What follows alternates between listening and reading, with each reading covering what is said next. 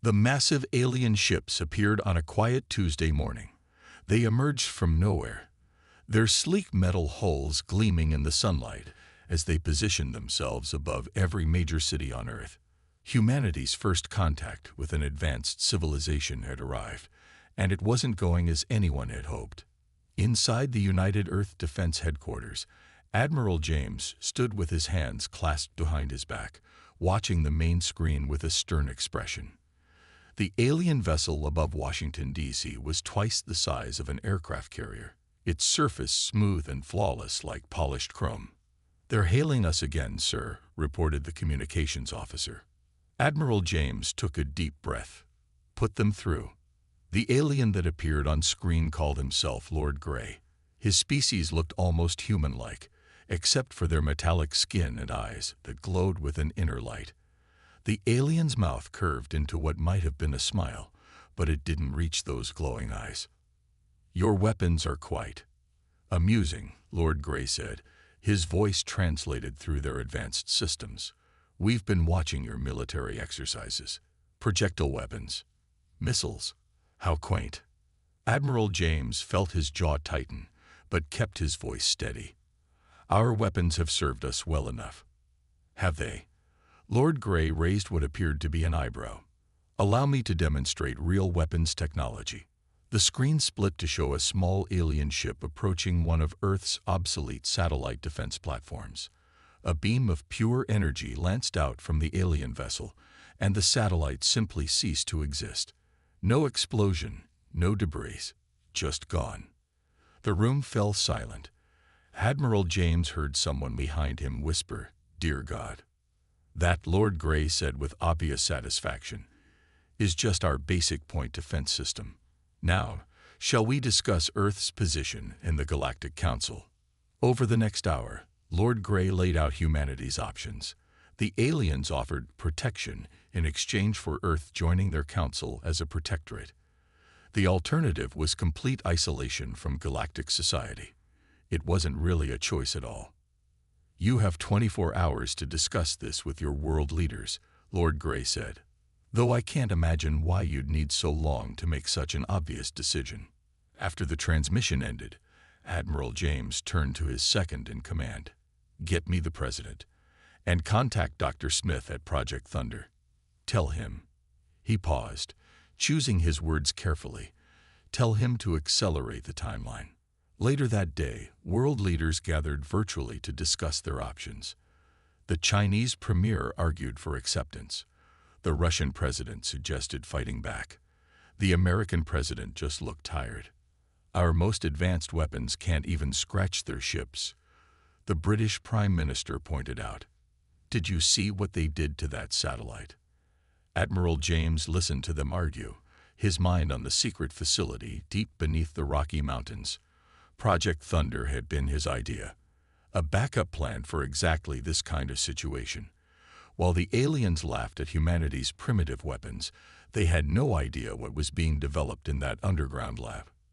The next morning, Earth's leaders announced their decision to accept the Galactic Council's offer of protection. Lord Grey's smile grew wider. "A wise choice," he said. "We'll begin implementing the protection protocols immediately. Your military forces will, of course, need to be adjusted to meet Council standards." As the alien ships took up permanent positions around Earth, Admiral James sent a coded message to the Project Thunder facility. Stay hidden." That night, as he looked up at the alien ship hovering over the city, its hull glowing softly in the darkness, Admiral James thought about humanity's long history of being underestimated. The aliens saw Earth's weapons as primitive, laughable even. They thought they knew everything about humanity's military capabilities. They were wrong. In the depths of the Rocky Mountains, Dr. Smith and his team were about to prove just how wrong they were. Because sometimes, the old ways, updated with new innovations, could surprise even the most advanced civilization in the galaxy. The aliens had laughed at human weapons. Soon, they wouldn't be laughing anymore. 3 miles beneath the Rocky Mountains, Dr. Smith watched his team work through the reinforced glass of the observation room. The massive Railgun prototype took up most of the underground chamber, its barrel stretching nearly the length of a football field. Project Thunder had been his life's work for the past decade, and now it was humanity's best hope. "Power systems are holding steady at 60%, reported Tom, the young engineer who had joined the project just 2 years ago. Despite his age, Tom had proven himself invaluable, especially when it came to solving the Railgun's enormous power consumption problems. Dr. Smith nodded, making notes on his tablet. "How's the heat dispersion?" "Better than yesterday. The new cooling system is working." Tom pointed to the readings on his screen. "We're still not at full power, but we're getting closer." The facility had changed since the aliens arrived. Security had tripled, and they'd installed new shielding to hide their electromagnetic signature from the alien ships above. Every person working on Project Thunder knew they were Earth's secret weapon, the one thing the aliens didn't know about. A soft beep announced an incoming transmission. Dr. Smith pressed a button, and Admiral James appeared on the screen. "How's our progress?" the Admiral asked, his voice tight with tension. "We've made breakthroughs," Dr. Smith replied. "Remember that alien tech we salvaged from their garbage dumps last month? Tom figured out how to integrate their power cells into our systems. It's increased our efficiency by 40%. The Admiral's eyebrows rose. "The aliens just throw away technology like that?" "They think it's worthless," Tom spoke up from his station. "Their energy weapons use different principles. They never thought to use this tech for kinetic weapons. Their loss, our gain." Dr. Smith smiled at Tom's confidence. The young engineer had a point. The aliens' arrogance was becoming their weakness. They dismissed Earth's technology so completely that they didn't bother monitoring what humans did with their discarded equipment. "We've got another problem," Admiral James said, his face growing serious. "The aliens are pushing for more control over our military installations. They're asking questions about some of our power usage. We need that railgun operational sooner rather than later." Dr. Smith walked over to the main viewport, looking at the massive weapon. "We're close, Admiral. The basic principle is simple: accelerate a projectile to near-light speed using electromagnetic forces, but doing it without melting the gun or draining the power of half the continent. That's the tricky part." "How long?" the Admiral asked. Before Dr. Smith could answer, alarms started blaring throughout the facility. Tom's fingers flew over his keyboard. "We've got movement topside," he shouted. "Alien scout ship passing right over the mountains." Everyone froze. If their shielding failed, if the aliens detected what they were building. Seconds ticked by like hours. Finally, the alarms stopped. "They're moving on," Tom reported, relief clear in his voice. "Shielding held. They didn't see us." Dr. Smith let out a breath he hadn't realized he was holding.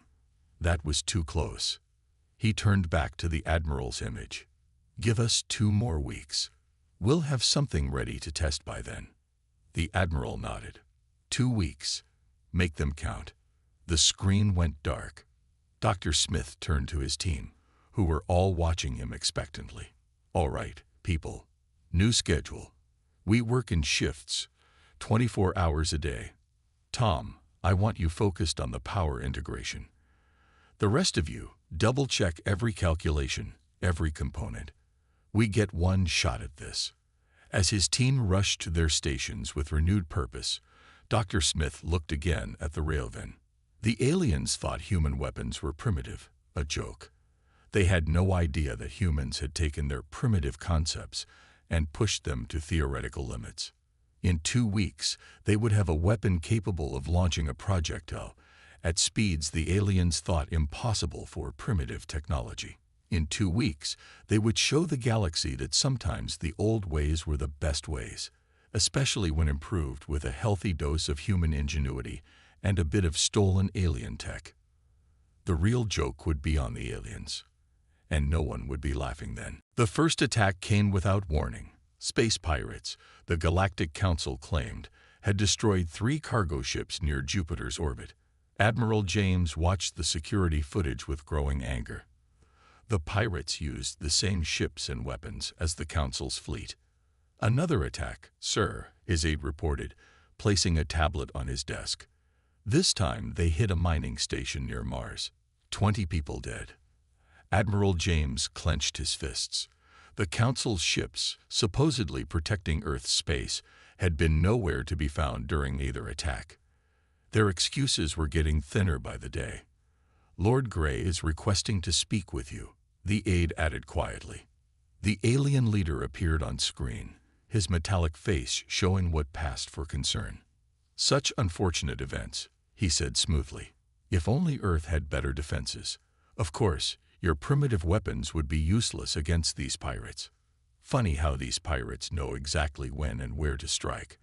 Admiral James replied, keeping his voice level, almost like they're being told. Lord Grey's glowing eyes narrowed slightly.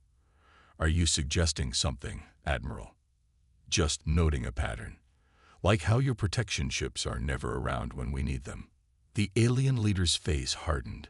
Perhaps if Earth contributed more resources to the Council, we could provide better protection. Your planet's mineral wealth sits largely untapped.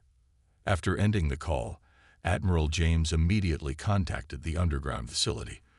Dr. Smith's face appeared, looking tired but determined.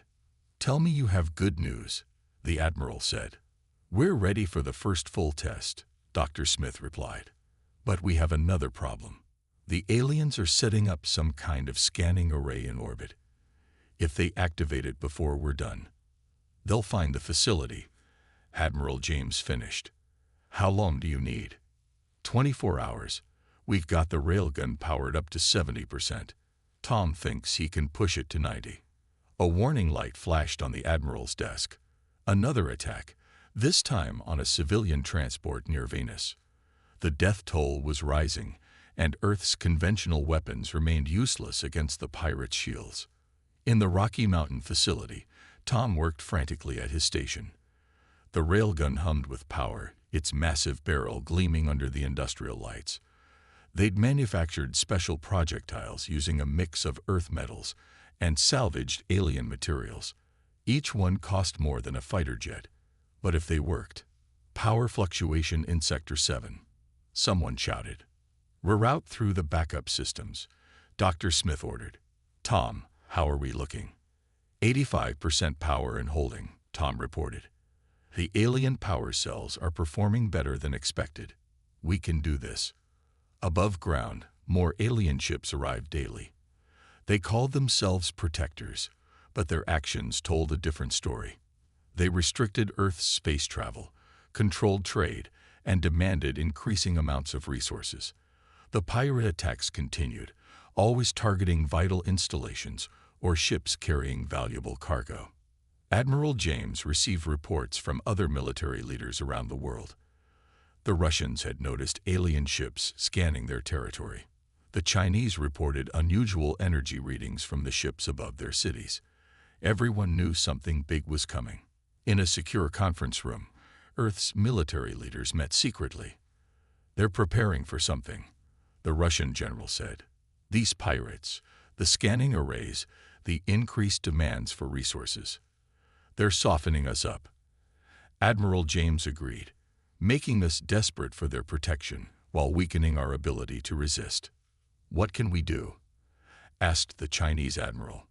Our weapons are useless against their shields. Admiral James thought of the railgun, nearly ready for testing. We keep playing along, he said. Let them think we're helpless. But get your forces ready. When the time comes, we'll show them what primitive weapons can really do. As the meeting ended, another alert came in. Pirates had struck again, this time destroying a research station. The death toll was mounting, and Earth's patience was running out. In the mountain facility, the railgun's power levels hit 87%. Soon, very soon, humanity would demonstrate that sometimes the simplest weapons were the deadliest. The aliens' laughter was about to stick in their throats. The underground testing chamber was dead silent. Dr. Smith stood at the main control panel, his hands hovering over the activation sequence. Behind him, Tom monitored the power levels while dozens of engineers and technicians watched from their stations. This was the moment they had all worked for. "Final systems check," Dr. Smith announced, his voice echoing in the massive chamber. "Power systems.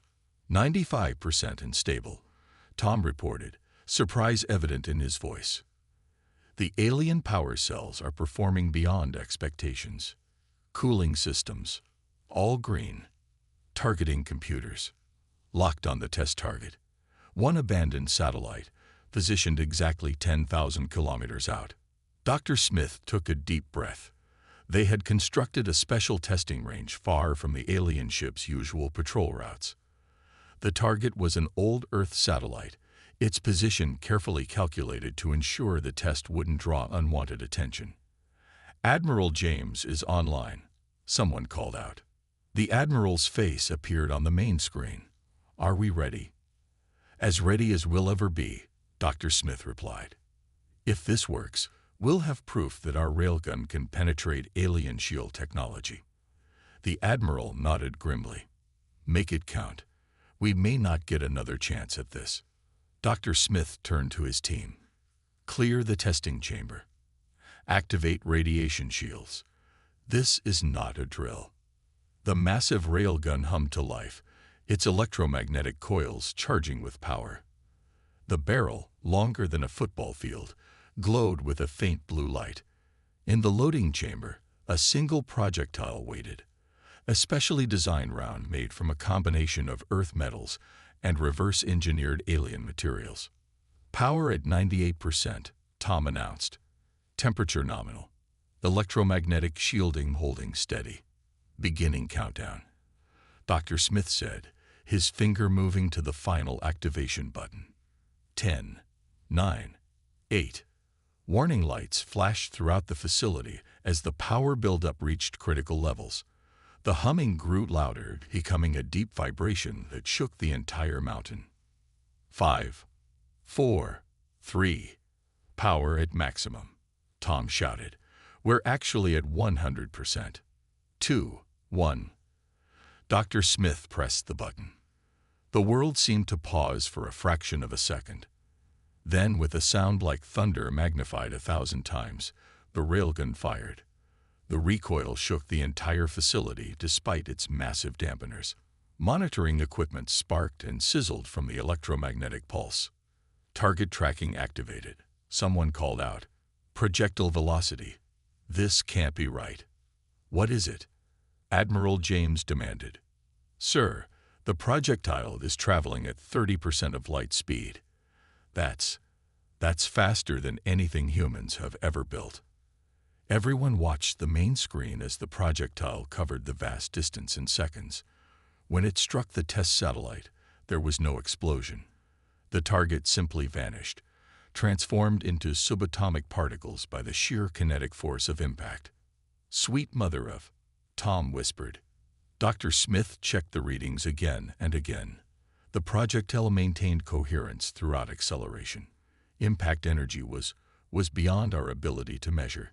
If this had hit something with alien shields, the shields would mean nothing. Admiral James finished. At that velocity, nothing could stop it, not even their most advanced defensive technology. The room burst into cheers. Years of work, countless failures, and endless setbacks had led to this moment. Humanity had created something unprecedented, a weapon that could bypass the supposedly invincible alien shields through sheer kinetic force. "How soon can we reproduce this?" Admiral James asked. "We've already started building more," Dr. Smith replied.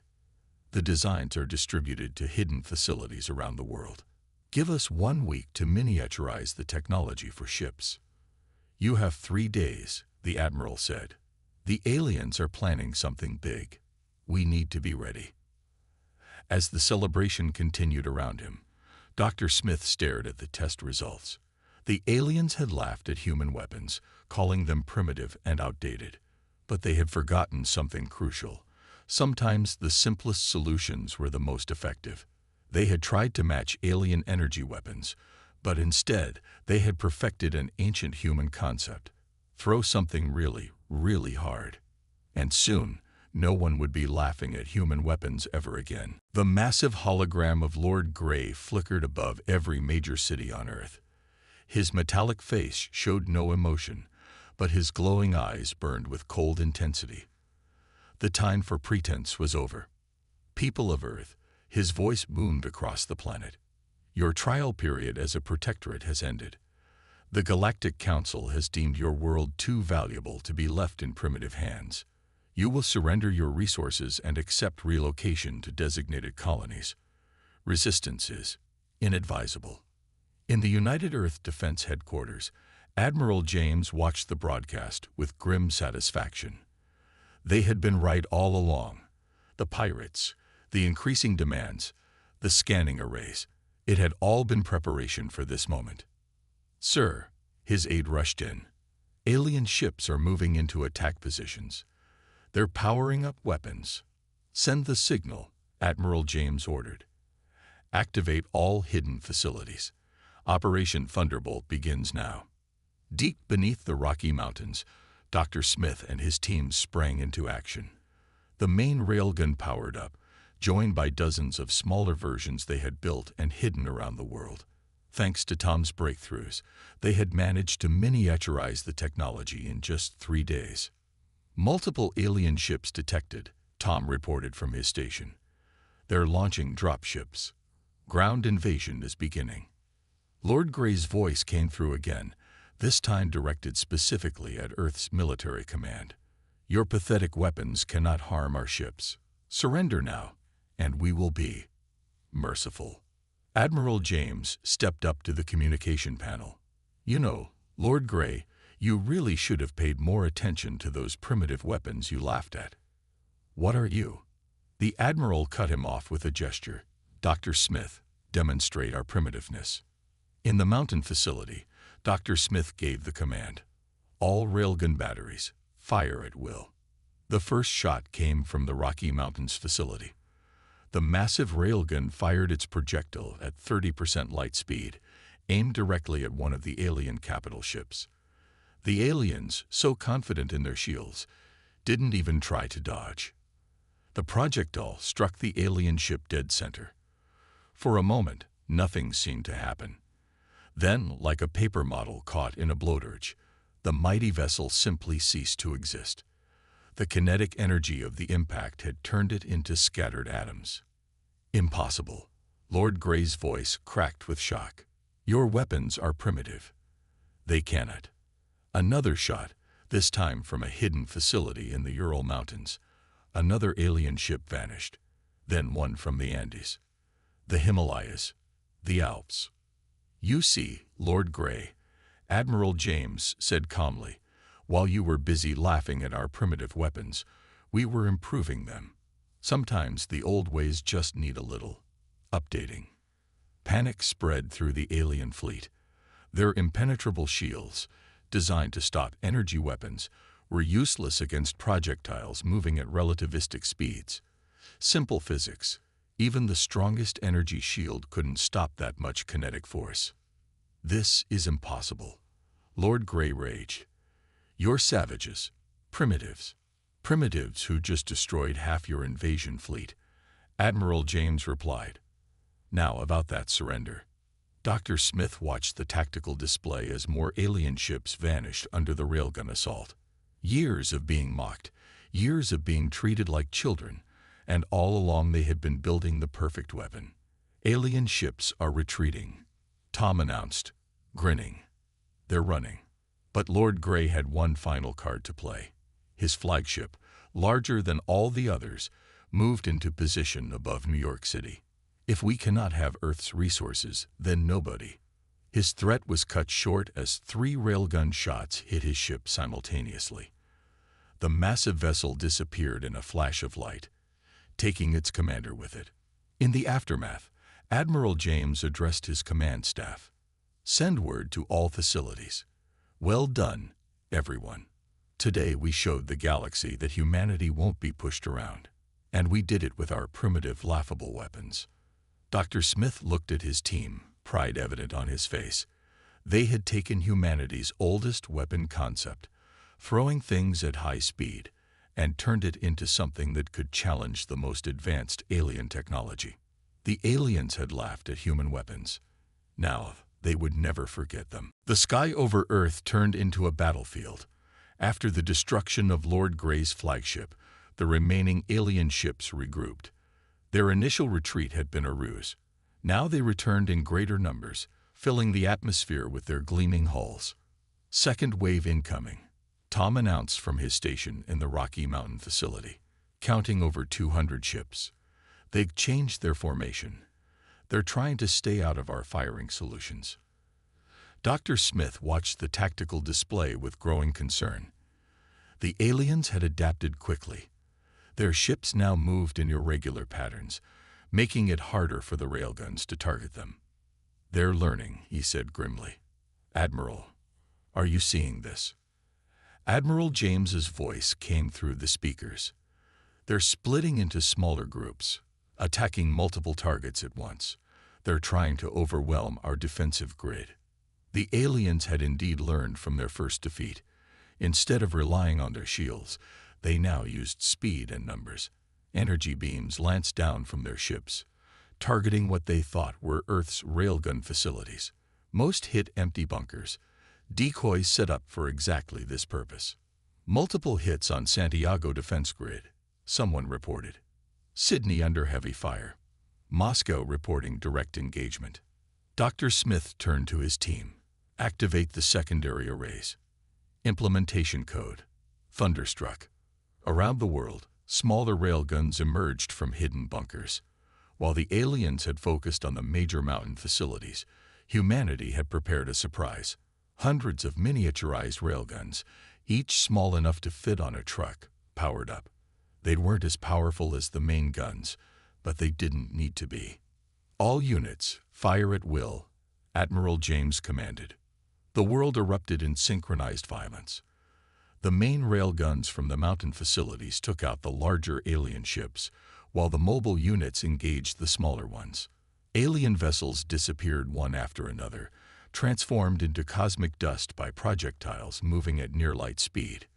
But the aliens fought back fiercely.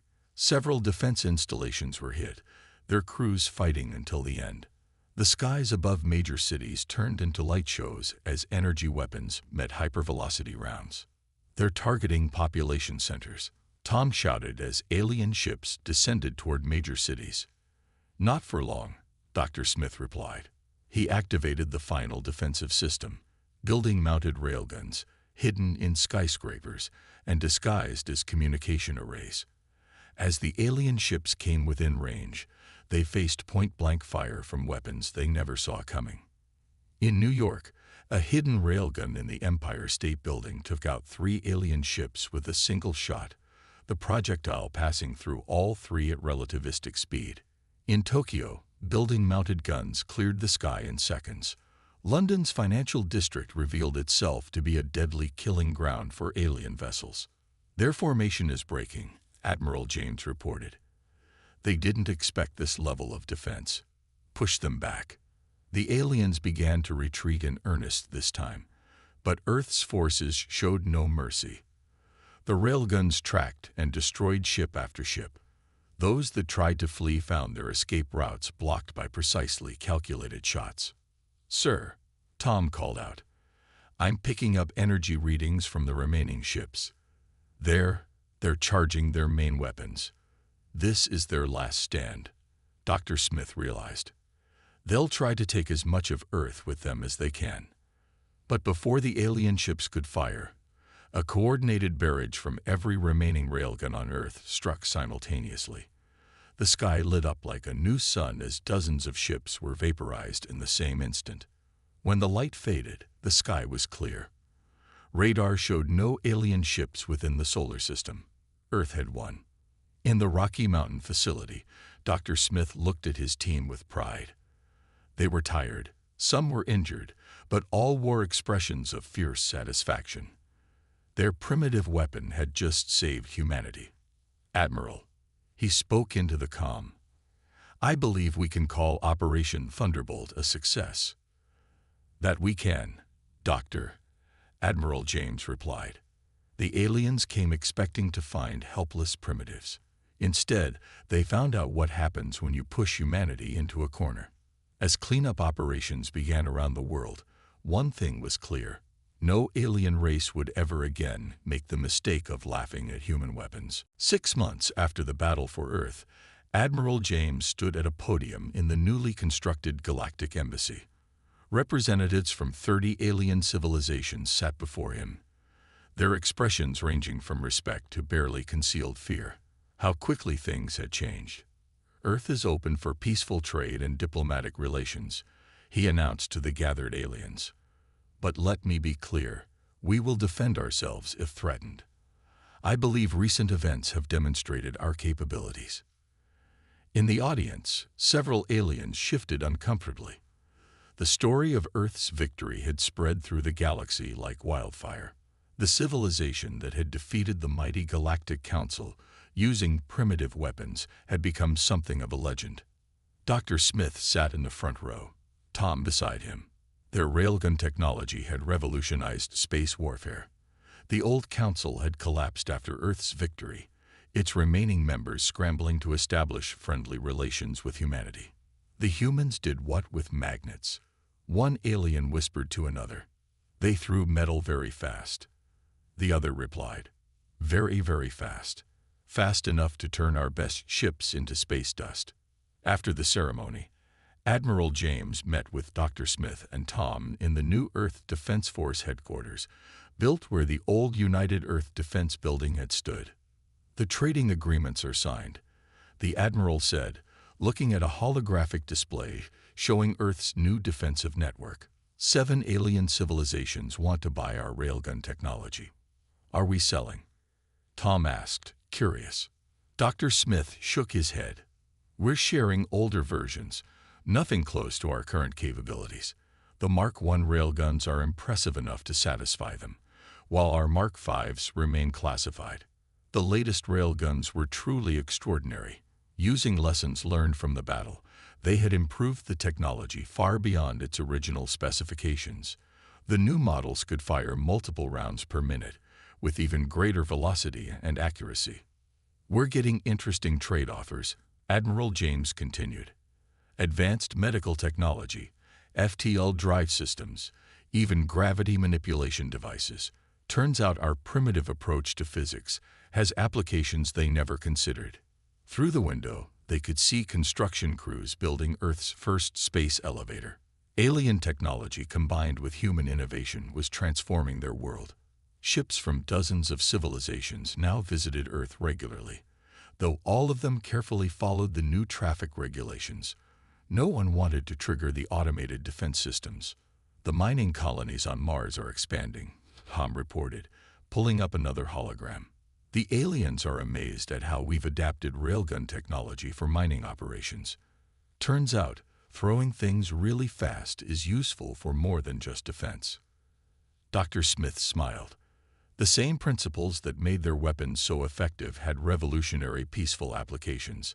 They were using miniaturized railguns for everything from space launch systems to mineral extraction. Any word from the remnants of the council? He asked. Still hiding in the outer regions, Admiral James replied. But they're not a threat anymore.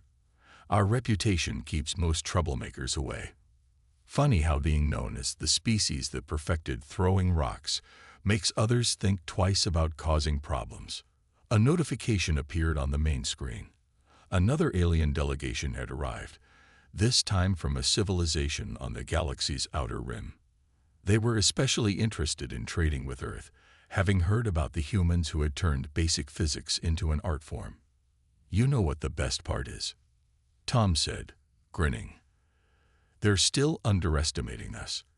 They think the railguns were our biggest breakthrough. Wait until they see what else we've been working on. In a new facility, even deeper under the Rocky Mountains, teams of human scientists worked with alien allies on projects that would have seemed impossible a year ago.